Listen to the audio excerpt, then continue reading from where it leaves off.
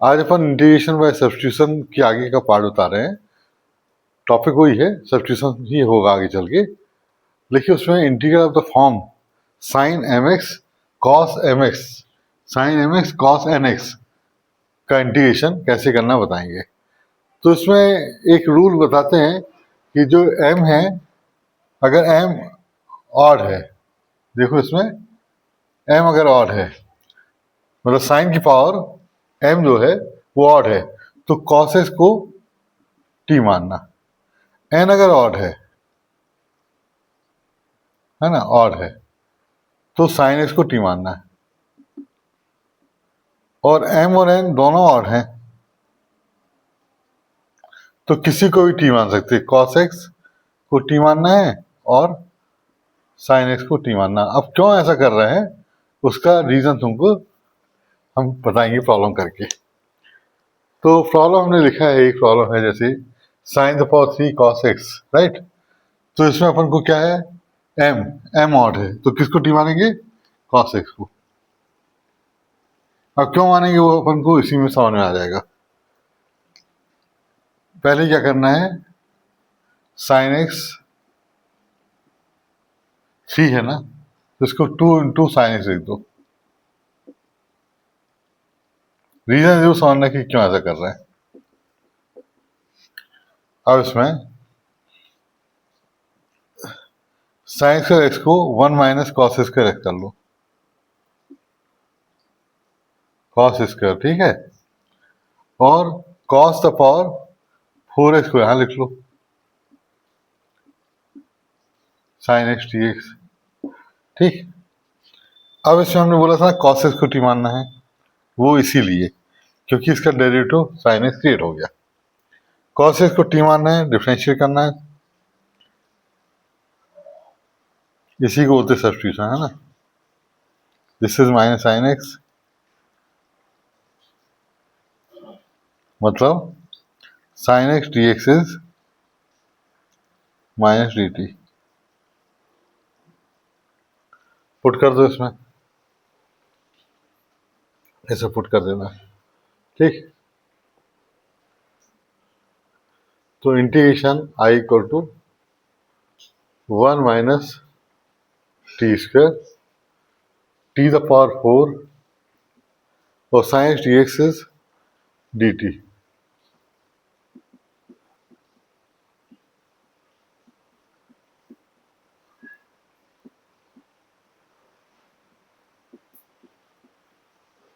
इसको इंटीग्रेट कर दो, t the power 4 dt integration t the power 6 dt, 4 plus 1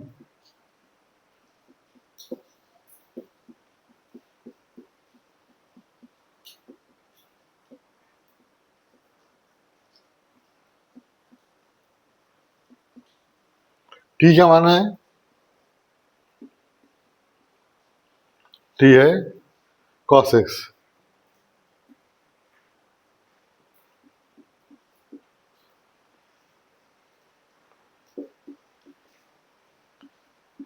ये कंप्लीट समझा दें एक बार और। साइन 3 था, cos x, तो ऑड पावर को स्प्लिट कर दो, 2 प्लस 1। तो ऐसा होने से साइन x को लिख सकते हो 1 माइनस कॉस कर, और साइन x को यहाँ लिख दो और cos 4x को यहाँ लिख दो। अब cos x को t मानोगे तो cos का differentiation minus sine x dt by dx, तो साइन x dx dt हो जाएगा। ये चीज यहाँ पुट करना है। कई बार बुक में या टीचर्स ऐसा ही बता देते हैं कि अपन को dx का वैल्यू रखना, dx का वैल्यू मत रखना, इस चीज को अरेंज करना है। यहाँ पर इतनी पूरी चीज को अपन ने अरेंज किया, dt लिखा और पूरे जगह t, पूरा या तो x में होना चाहिए या पूरा t में होना चाहिए, है ना। तो अपन ने t में लिख दिया।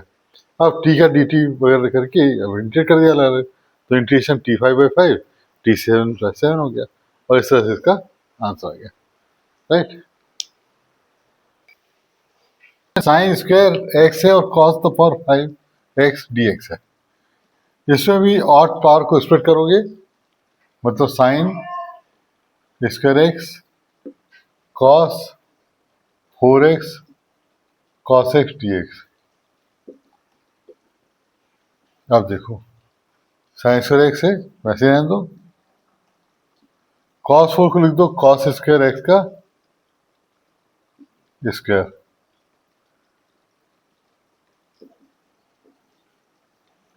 Sine square x 1 minus sine square x,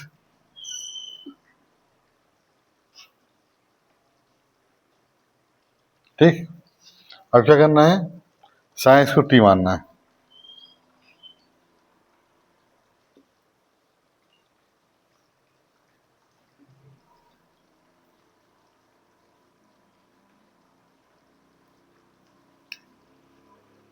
put कर दो,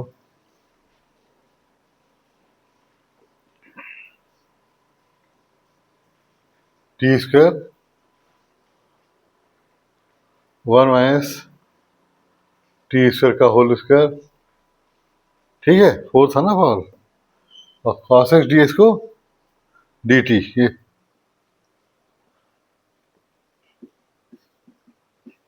अब T square 1 A square B square 2ab, A square B square minus 2t square,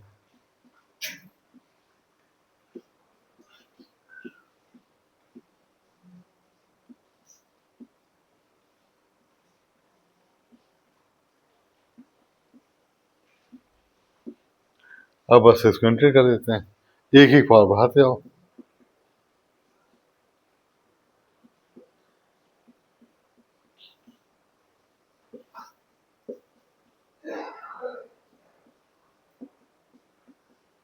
T का वैल्यू कितना है, साइन एक्स,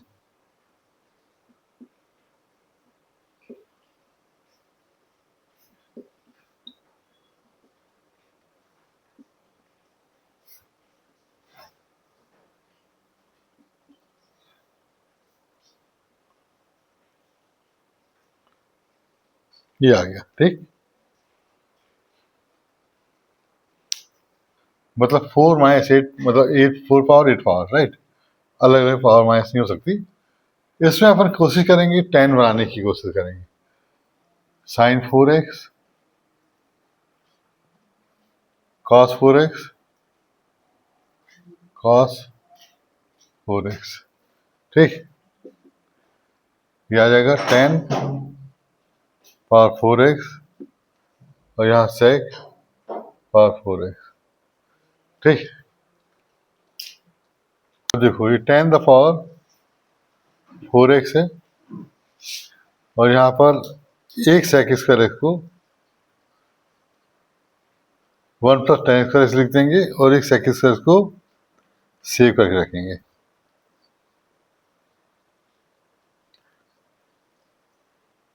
सेक स्क्वायर क्या होता है, 1 प्लस 10 स्क्वायर एक्स।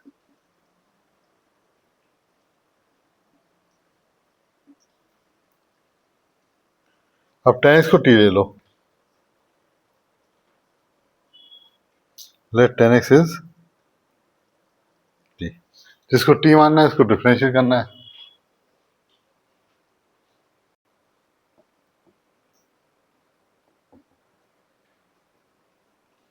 टेन का differentiation sec square x d t by d x, तो ये आएगा sec square x D x d T. ये पूरा सेक स्क्वायर डी एक्स का वैल्यू रख दोगे डी टी, और जहां जहां 10 है वहां T, T 4 1 plus T square, ठीक, और ये डी टी। अब T4 को अंदर मल्टीप्लाई कर दो, T4 T6 Tt, ठीक।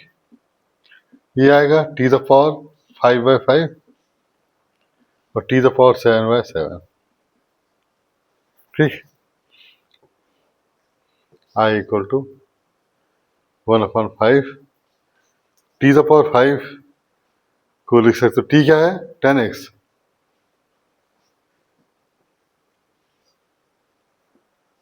और T7 10x पावर 7/7 प्लस ये इसका इंटीग्रेशन हो गया, इसको नोट कर लो।